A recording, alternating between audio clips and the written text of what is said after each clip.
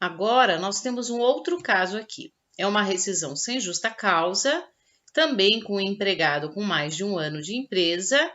A dispensa se fez pelo empregador, porém aqui nós temos um aviso prévio indenizado, ou seja, a rescisão vai acontecer de imediato, né? Ele vai receber a notificação aqui no dia 10/4 e está sendo dispensado por aviso prévio indenizado.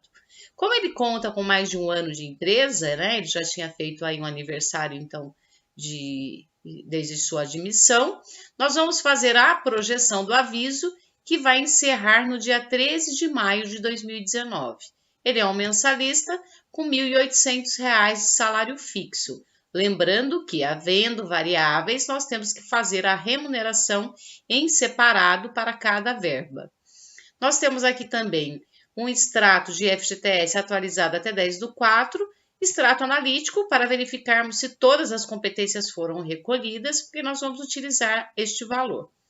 Nós temos aqui a composição de todas as verbas que nós vamos estar pagando nessa modalidade, e aqui nós temos os proventos, ou seja, os vencimentos dessa rescisão e os descontos. Então vamos lá. Como a dispensa aconteceu no dia 10/4, nós vamos pagar para esse empregado um saldo de salário de 10 dias. E como que nós fazemos o cálculo? Pegamos o salário do empregado, dividimos por 30 e multiplicamos aqui pelos 10 dias que ele tem direito. Nós vamos ter uma verba, então, de R$ 600 de saldo de salário. Como o aviso é indenizado, nós vamos pagar todo ele na modalidade de aviso indenizado, ou seja, os 33 dias. Então, aqui nós podemos até pagar os 3 dias em separado, conforme a lei, mas podemos deixar aqui os 33 dias que ele tem direito. Então, nós pegamos o salário do nosso empregado, dividimos por 30 e multiplicamos pelos 33 dias que ele tem direito, o que nos dá uma verba de R$ 1.980. Temos também que pagar para ele o 13º salário. E, como nós sabemos, o 13º é pago por ano calendário, ou seja, de janeiro até 10/4, nós vamos verificar quantos avos ele tem de 13º. No nosso caso aqui, nós temos que pagar 3 dozeavos de 13º proporcional, porque ele adquiriu direito a janeiro, fevereiro e março. Em abril, ele teve menos de 10 dias, conforme a data da dispensa. Então, nós vamos pagar aqui 3 meses, vamos pegar o salário, dividir por 12 e multiplicar por 3.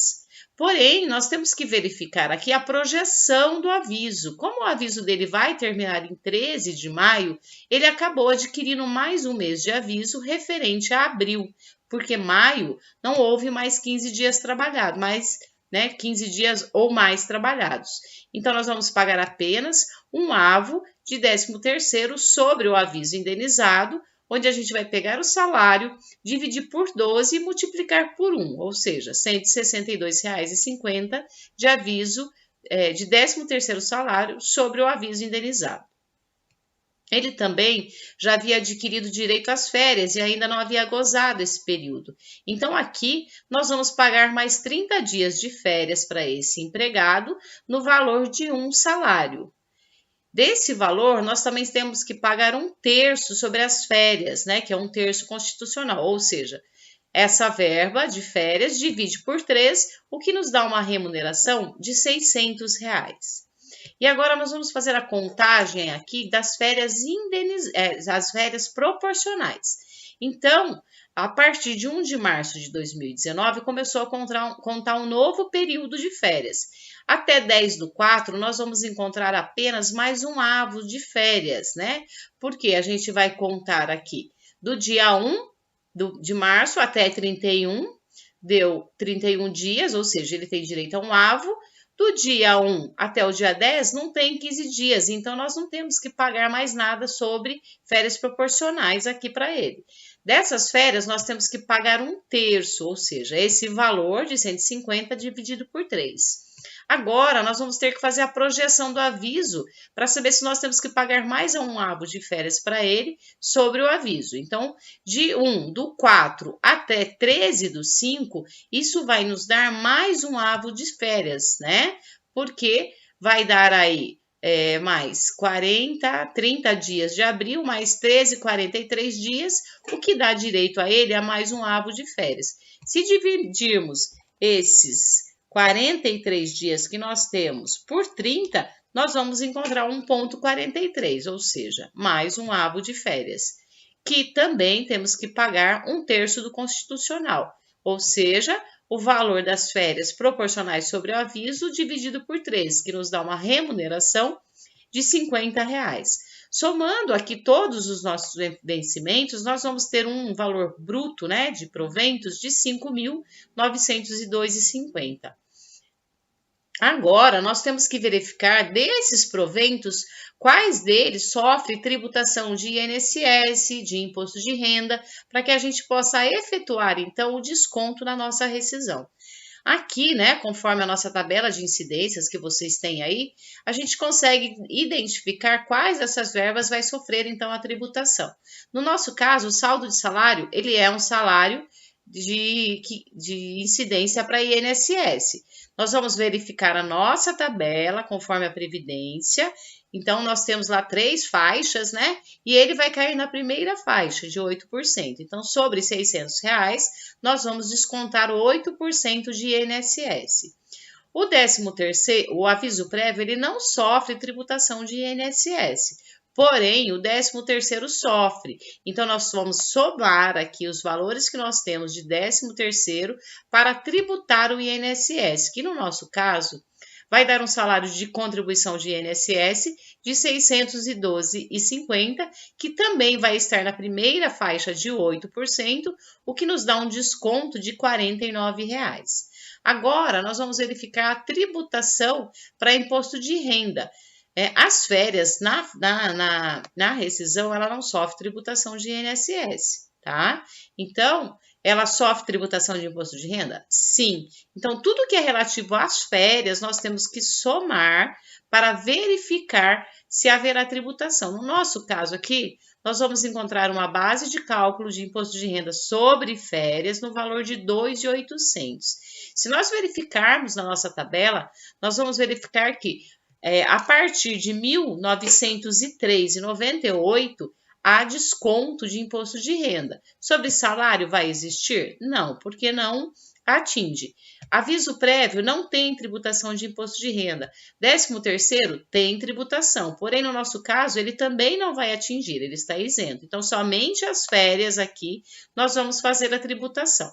Somando o valor, nós vamos observar a nossa tabela.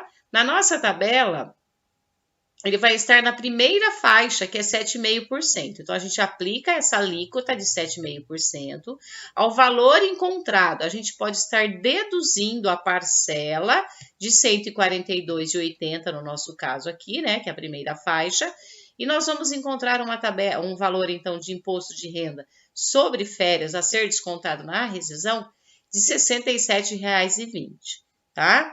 Se as outras verbas também tivessem tributação, nós também faríamos o desconto aqui. Não é o caso no nosso exemplo aqui. Então, nós vamos ter um total de R$164,20 de descontos, e aqui, totalizando, nós vamos pagar, então, de verbas rescisórias, um valor de R$5.828,30. Isso são verbas rescisórias. Porém, como é uma dispensa sem justa causa, né, pelo empregador, o nosso empregado ele vai fazer jus também ao fundo de garantia, ou seja, a empresa precisa recolher o fundo de garantia da rescisão e também pagar a multa. Lembrando que a multa é de 50%, onde 40% é do empregado e 10% é de contribuição social, ou seja, ele não tem acesso a esses 10%. Então, aqui, a primeira coisa que nós temos que verificar é quais dos nossos proventos vai sofrer. Então, a gente tem que recolher FGTS, vão compor a nossa base do FGTS. O saldo de salário compõe, conforme a tabela de incidências. O aviso prévio compõe, conforme a tabela de incidências. E também nós temos aqui o 13º, que também compõe. Então, somando todos esses valores, nós vamos encontrar uma base de cálculo de FGTS de R$3.192,50. e aplicamos aqui os 8%, nós vamos encontrar o fundo de garantia para rescisão no valor de R$ 255,40. Esse valor nós temos que somar aos depósitos que nós temos na conta de fundo de garantia desse empregado.